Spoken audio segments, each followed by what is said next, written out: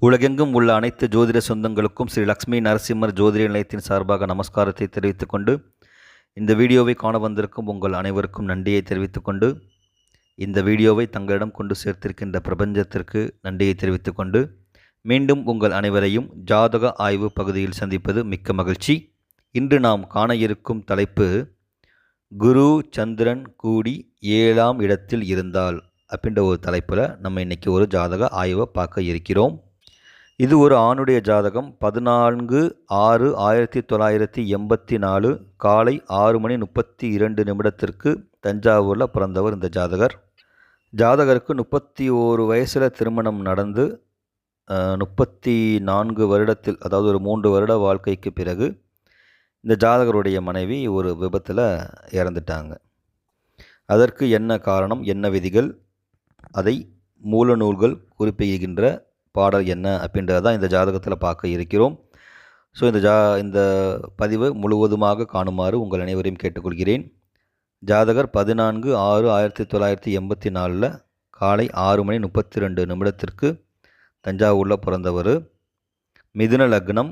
லக்னத்திற்கு 5ஆம் இடத்தில் செவ்வாய் சனி, 6ஆம் இடத்தில் கேது பகவான், 7ஆம் இடத்தில் குரு சந்திரன், 12ஆம் இடத்தில் புதன், ராகு, சூரியன், சுக்கிரன். ஜாதகர் பிறக்கும் பொழுது ஜனனகால திசா கேது திசா 4 வருடம் 5 மாதம் 15 நாட்கள் இருக்க இந்த ஜாதகர் பிறந்திருக்கிறாரு. இப்போ இவருக்கு செவ்வாய் திசை, செவ்வாய் புத்தியில் போயிட்டுருக்கு. இவருக்கு சந்திர திசையில் செவ்வாய் புத்தி நடக்கும் பொழுது இவருக்கு திருமணம் நடந்திருக்கிறது. அதே சந்திர திசையில் குரு புத்தி வரும் பொழுது இந்த சம்பவம் நடந்திருக்கிறது. அதற்கு என்ன மூலநூல் சொல்லுகின்ற பாடல் அப்படின்றத பார்க்கலாம். அதற்கு நம்ம ஆதாரமாக எடுத்துக்கொண்ட நூல் கேரள ஜோதிடத்தில் இருந்து அந்த பாடல் குரு மதி கூடி 7 கோலமாய் நின்றாராகில் மறுவு இவர் சுபரென்று மகிழ்ச்சியாய் சொல்ல வேண்டாம். வருமாது களத்திரவாணி வாங்கிச நாசமாகும் குறுகதே இல்லை கண்டாய் தெரிந்துரை குறி தப்பாதே அப்படின்றது இந்த பாடல். இந்த பாடலுடைய சாராம்சம் பார்த்திங்க அப்படின்னா, குருவும் சந்திரனும் கூடி 7ஆம் இடத்துல நின்றுட்டா அவங்க சுபர் அப்படின்னு நினைக்கக்கூடாது. அது மட்டும் இல்லாமல் அப்படி அமைஞ்சிட்டா அவங்களுக்கு மனைவியின் தாய் வழி வீடு நாசமாவதுடன் மனையாலும் மரணமாவாள் அப்படின்றது தான் அந்த பாடலுடைய சாராம்சமாக இருக்கிறது. இப்போ இந்த ஜாதகத்தில் பார்க்கும் பொழுது லக்னத்திற்கு 7ஆம் இடத்துல குருவும் சந்திரனும் கூடி இருக்கிறார்கள். அப்படி இருந்து அந்த சந்திர திசையில் குரு புத்தி நடக்கும் காலத்தில் அந்த மனைவிக்கு ஒரு மாரகத்தை கொடுத்தது. பாடல் கூறியபடி கிரகங்கள் அமைந்து தசாபுத்தி நடந்ததால் இந்த சம்பவம் நடந்தது. அதுபோல் இந்த திசை நடக்கும் பொழுது தசாநாதனுக்கு செவ்வாய் சனி தொடர்பு ஏற்பட்டால் இந்த மாதிரி நடப்பது உறுதியாகிறது. இந்த ஜாதகருடைய மனைவி ஒரு விபத்தில் தான் இறக்குறாங்க. இருவரும் செல்லும் பொழுது ஒரு ஆக்சிடெண்ட் நடந்து ஜாதகர் தப்பிச்சிட்டாரு, மனைவி மரணமாகிறார்கள். அது ஏன் அப்படின்னு பார்த்தோம் அப்படின்னா, இங்கே லக்னத்தின் அடிப்படையில் சந்திர திசை நடக்கிறது. அவர் 2ஆம் அதிபதி 7ஆம் இடத்துல இருக்கிறாரு அப்படின்னு பார்க்கும் சமயத்தில் மனைவி இறந்ததற்கு அப்படின்னு சொல்லும் பொழுது 7ஆம் இடத்தை நீங்கள் லக்னமாக வச்சு பார்த்தீங்க அப்படின்னா 7ஆம் இடத்திற்கு 8ஆம் அதிபதி திசை நடக்கிறது. இங்கே லக்னாதிபதியே 4ஆம் அதிபதியாக இருக்கிறதால 1, 4, 8 அப்படின்ற தொடர்பு இருந்து அதை சனி பகவான் செவ்வாயுடன் கூடி பார்க்கிறார். இப்படி 1, 4, 8 தொடர்பு பெற்று ஒரு தசாபுத்தி நடக்கும் பொழுது அவங்களுக்கு இந்த மாதிரி வாகன விபத்து ஏற்படுகிறது. அதுவும் சனி செவ்வாய் இருக்கும் பொழுது அது கொஞ்சம் கோர விபத்தாகவும் இருக்கிறது அப்படின்றது மறுப்பதற்கு இல்லை. ஆக அந்த சந்திர திசையில் குரு புத்தி மாரகம் நடக்க வேண்டும் அப்படின்றது விதி. இப்போது பொதுவாகவே இந்த மாதிரி விதி இருக்கிற ஜாதகத்திற்கு நம்ம பலன்கள் சொல்லும் பொழுது இவருக்கு என்ன சொல்லியிருக்கலாம் அப்படின்னா, திருமணத்தை இன்னும் கொஞ்சம் காலம் தாழ்த்தி செய்யலாம். ஏன்னா சந்திர திசையில் செவ்வாய் புத்தி திருமணம் நடந்தது. அவருக்கு குரு புத்தி முடிகிற வரைக்கும் வெயிட் பண்ணி நம்ம திருமணம் செய்து இருந்தால் ஒருவேளை இதை தவிர்த்திருக்கலாம் அப்படின்றது தான் பொருள்.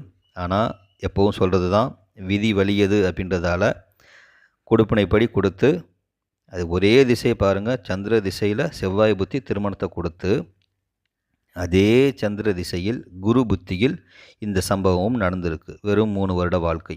அந்த 3 வருட வாழ்க்கையில் பெரிய குழந்தைகளும் இல்லை.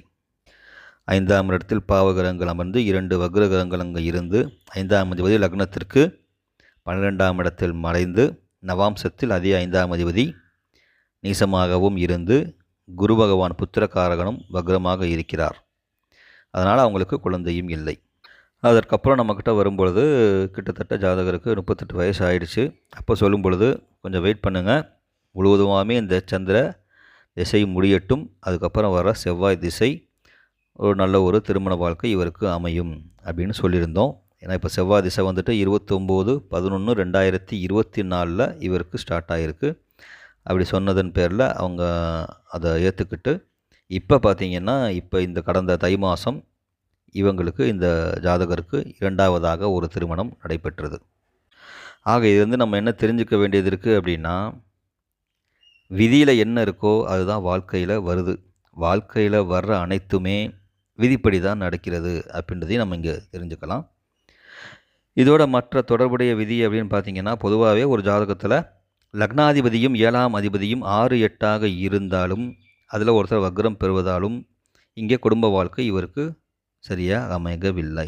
அதே போல் பார்த்திங்கன்னா, ஒரு ஜாதகத்தில் தொடர்ந்து 3 கிரகங்கள் 4 கிரகங்கள் வக்ர கிரகங்களாக இருப்பது ஒரு திருமண வாழ்க்கையில் பிரச்சனைகளை கொடுக்கிறது. இங்கே பார்த்திங்கன்னா 5ஆம் இடத்துல செவ்வாயும் சனியும் வக்ரம், 6ஆம் இடத்துல கேது அவர் எப்போவுமே நித்திய வக்ர கிரகம், 7ஆம் இடத்துல குரு பகவானும் வக்ரம். இப்படி தொடர்ந்து 4 கிரகங்கள் வக்ரம் பெறுவதும் தவறே.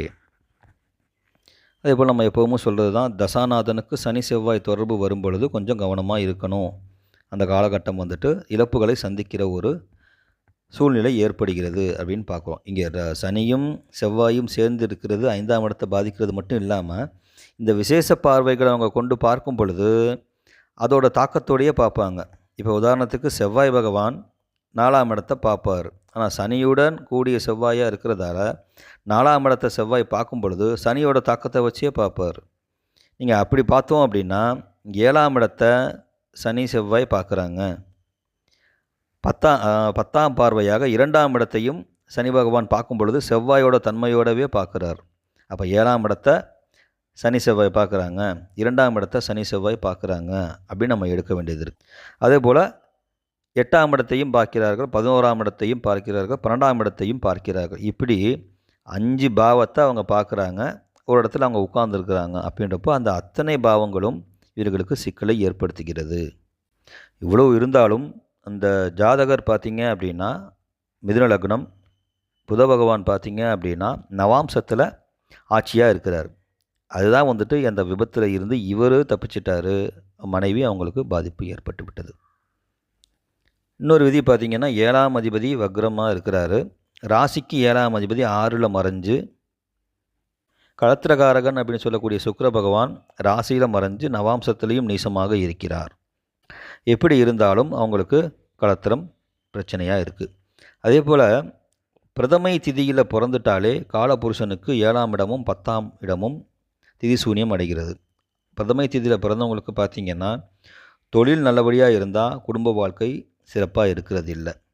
குடும்ப வாழ்க்கை சிறப்பாக இருந்தால் தொழில் சிறப்பாகவும் இருப்பது இல்லை. அதேபோல் ஒரு ஜாதகத்தில் குருவும் சுக்கிரனும் 6, 8ஆக இருந்தாலும் திருமண வாழ்க்கையில் பிரச்சனையாக இருக்குது. மேலும் அந்த குருவும் சுக்கிரனும் ராகு கேது அச்சுவால் பிரிக்கப்பட்டிருந்தாலும் அந்த மாதிரி பாதிப்புகள் ஏற்படுகிறது.